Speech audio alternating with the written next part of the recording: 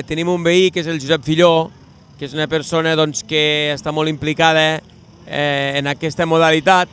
i feia temps que ens demanava de la possibilitat d'organitzar un esdeveniment d'aquest tipus aquí al polígon. La veritat és que des de la desconeixença d'aquesta modalitat en concret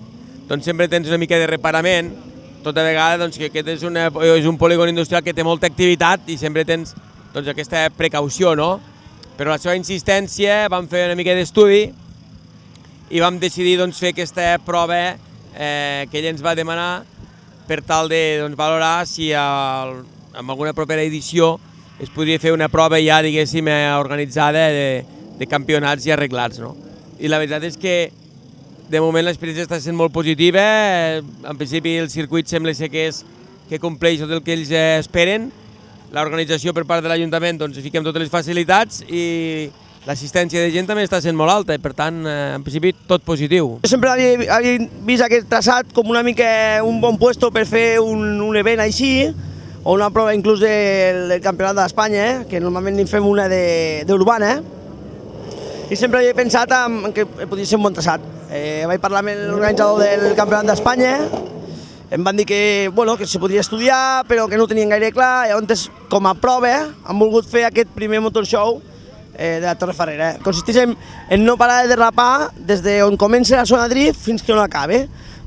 passant per uns determinats puestos que estan delimitats al plano, diguéssim, i si tu deixes de derrapar, automàticament te fiquen un 0. Estic aquí en nom de l'associació de CDK-5 d'Espanya, que és una malaltia molt minoritària, només són 20 famílies associades a l'estat d'Espanya,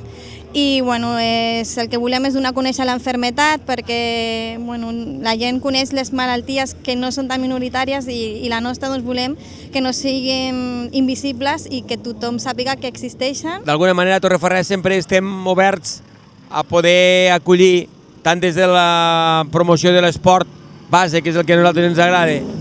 com sobretot de tant en tant, si surt alguna iniciativa com enguany, que tindrem pràcticament aquí on som ara, l'arribada de la Volta Ciclista a Catalunya, aquestes oportunitats que fan que la nostra població pugui veure en primera persona modalitats que no són freqüents al nostre poble i que ens permeten rellançar el nom del nostre municipi i promocionar el parc empresarial, sempre estarem oberts a la mesura de les nostres modestes possibilitats.